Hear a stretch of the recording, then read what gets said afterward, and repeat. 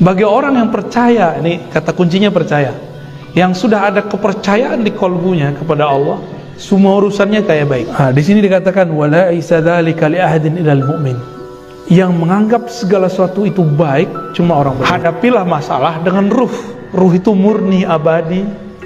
Dia tidak ada limit dan batas. Assalamualaikum warahmatullahi wabarakatuh. Bertemu lagi dengan New Santri Bager. Apa kabar sobat santri?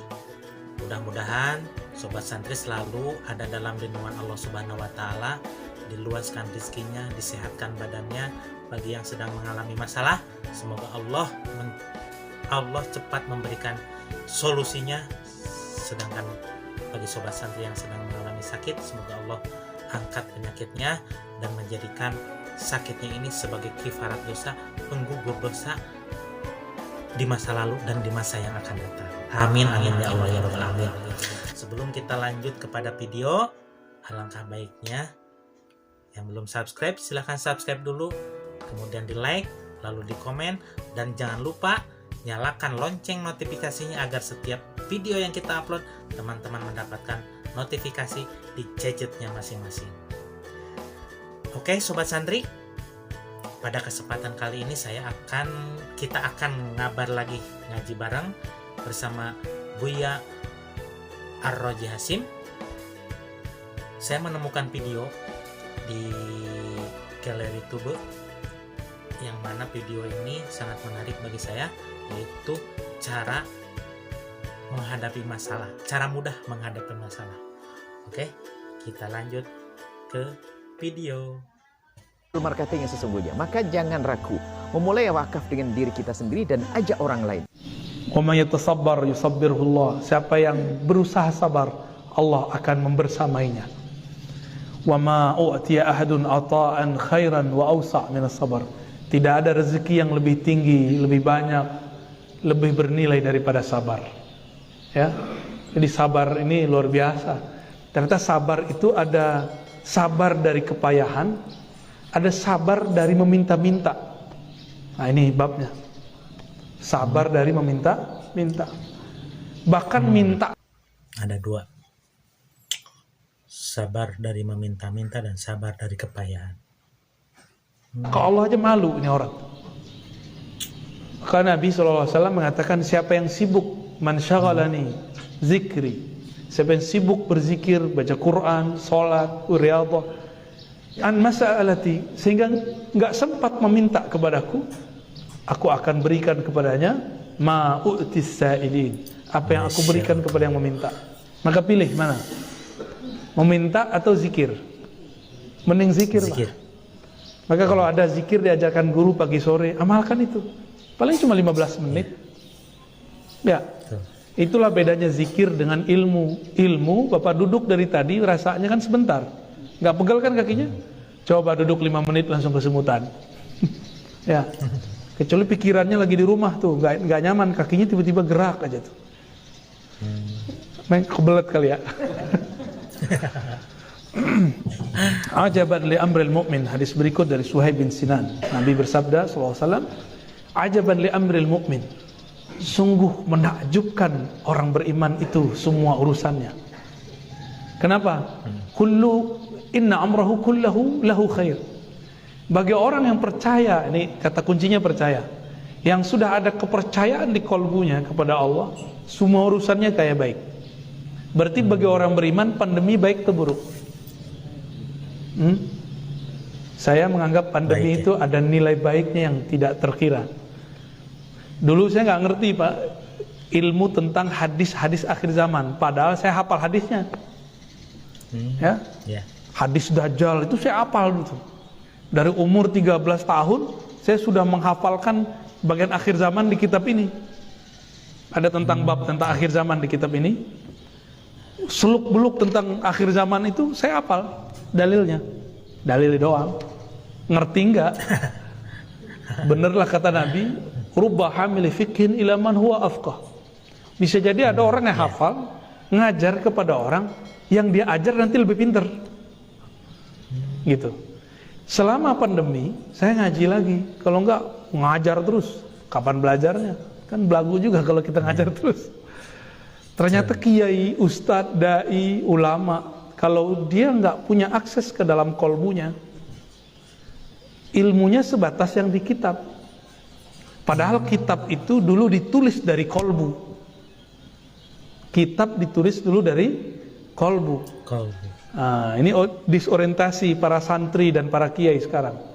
Mereka menghukumi bab kolbu dengan apa yang di kitab. Kalau nggak ada di kitab dia nggak percaya. Padahal semua yang di kitab itu dulu ditulis keluarnya dari kolbu. Maka jangan pernah menghakimi ilmu-ilmu ma'rifatullah pakai kitab yang kita nggak ngerti. Banyak hari ini kawan-kawan saya terhijab, terhalang untuk belajar ilmu tentang ma'rifatullah, cuma karena dia bilang, kok di pesantren saya nggak ada ya orang ngaji begitu. Ya pesantren ente sih ya. Gurunya kan nggak mungkin ngajarin ma'rifat orang baru sampai MA, madrasah aliyah, nggak mungkin diajarin ma'rifat yang tinggi-tinggi. Mesti diajarin yang sesuai dengan umurnya. Di sini dikatakan wala isadzalika li ahadin ilal mu'min. Yang menganggap segala sesuatu itu baik cuma orang beriman. Jadi saya mau nanya lagi nih, pandemi ada baiknya nggak? Kayaknya yang diam masih ragu nih.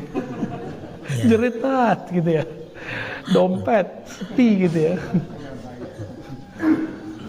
Pasti ada baiknya. Dulu kita sering mikir gini, coba kalau saya liburan, saya pengen sholat bareng anak-anak, ya kan? Mimpin sholat anak istri. Selama pandemi ada namanya WFH ya? Dan kita waktu awal-awal kita sholat di rumah semua nggak? Dan itu nikmat sekali Pak. Bagi saya nikmat sekali karena saya tinggalin istri lama kan, dan anak lama. Keluar baru balik setelah seminggu. Nikmat sekali. Kalau Bapak kan berangkat pagi pulang sore. Kalau saya nggak, berangkat sekarang bisa pulangnya sebulan. Dan itu nikmat sekali bisa bersama ya. Jadi nikmatilah pandemi ini ya. Kita kerja aja sebisanya kita kerja, yang penting bisa makan, bisa berbagi, pengen apa cukup, ya. Bener nggak? Itu yang rezeki, pengen apa cukup, pengen keluar negeri bisa, ya kan? Pengen mobil boleh, pengen motor jadi, cukup. Ya itu Pak, ya rezeki itu yang penting cukup, bukan berlebih ya. Pengen beli mobil. Berlebih Allah nggak ngasih izin. Berlebih bagi, gitu. In asabathu sarra syakara fakana khairan lah, wa in asabahu darra sabara fakana khairan lah. Jika dia asabathu musibah. Jadi ternyata musibah bahasa Arab itu dua cabangnya, ada musibah kebaikan, ada musibah keburukan.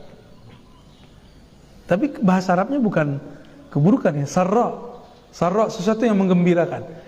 Jika dia dikenai oleh sesuatu yang menggembirakan, sesuatu yang mengenai kita namanya musibah.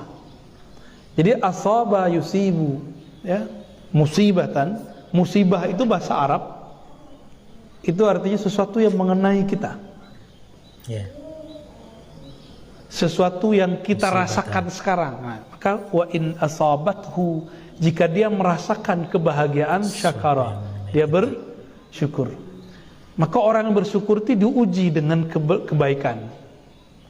Jadi Bapak yang lagi bisa beli rumah di komplek ini, ya, bisa beli kendaraan, bisa punya anak istri, atau tinggal di mana aja, berarti dapat musibah kebaikan. Nah ini kalau versi bahasa Arab, versi bahasa Rasulullah. Wa in asabathu dharra, jika dia ditimpa, mendapatkan atau merasakan dharra, enggak sanggup melebihi batas diri kita. Maka jangan bersyukur dengan jiwa, bersyukurlah dengan ruh. Kepayahan. Kalau dengan jiwa enggak kuat, ya, maka orang bilang, saya enggak sanggup Pak, saya enggak sanggup Ustadz. Kita banyak orang ngomong begitu. Itu karena dia dengan jiwanya. Maka bacalah zikir, hadapilah masalah dengan ruh. Ruh itu murni, abadi, dia tidak ada limit dan batasnya ya. ngadepin pasangan, jangan pakai perasaan, Pak. Ya, makan hati, ya. Kamu udah bertahun-tahun hidup aku kok gitu-gitu aja. Nah, itu kalau pakai nafs itu ya. Tapi kalau pakai ruh, emang begitu. Jiwa itu emang begitu. Harus ngalah, ya.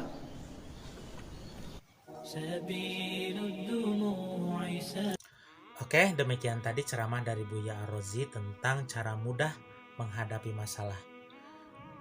Kata kuncinya di sini, setiap masalah yang kita hadapi, setiap masalah yang Allah timpakan kepada kita, baik itu masalah rumah tangga, masalah keuangan, masalah ekonomi, ataupun masalah-masalah yang lainnya, kuncinya hanya satu, yaitu sabar. Sabar dengan menggunakan ruh yang tidak ada batasnya. Kalau boleh saya menukil sebuah ayat Al-Quran. A'udzubillahi minasyaitonirrajim. Bismillahirrahmanirrahim. Walanabluwannakum bisyai'im minal khaufi wal ju' wa naqsim minal amwali wal anfus was samarat wa basyiris sabirin. Dan sesungguhnya Allah akan menguji setiap umat manusia dengan sedikit rasa ketakutan, rasa lapar, kekurangan harta, kehilangan orang-orang yang kita cintai, kekurangan buah-buahan. Kemudian disebutkan wabasyiris sabirin, dan berikanlah kabar gembira bagi orang-orang yang bersabar. Jadi dalam ayat ini, yang namanya ujian, yang namanya cobaan, itu pasti akan muncul selama kita hidup. Itu pasti akan mengenai kita selama kita hidup. Tinggal bagaimana kita menyikapi cobaan dan masalah itu. Jika dihadapi dengan sabar, kata Buya, bersabar dengan menggunakan ruh, karena sabar menggunakan ruh tidak ada batasnya, maka itu akan menjadi suatu kebahagiaan bagi kita, karena Allah akan bersama orang-orang yang sabar. Ya ayyuhalladzina amanu istainu bisobri wassalah innallaha ma'as-sabirin. Hai orang-orang yang beriman, meminta tolonglah dengan sabar dan sholat, karena Allah selalu bersama orang-orang yang sabar. Demikian kesimpulan yang bisa saya sampaikan. Kalau ada kata-kata yang salah, itu murni dari kebodohan saya. Kalau ada kata-kata yang benar, itu semata-mata datangnya dari Allah Subhanahu wa Ta'ala. Hud masofa wada makadar, ambil yang baik dan buang yang buruk. Assalamualaikum warahmatullahi wabarakatuh.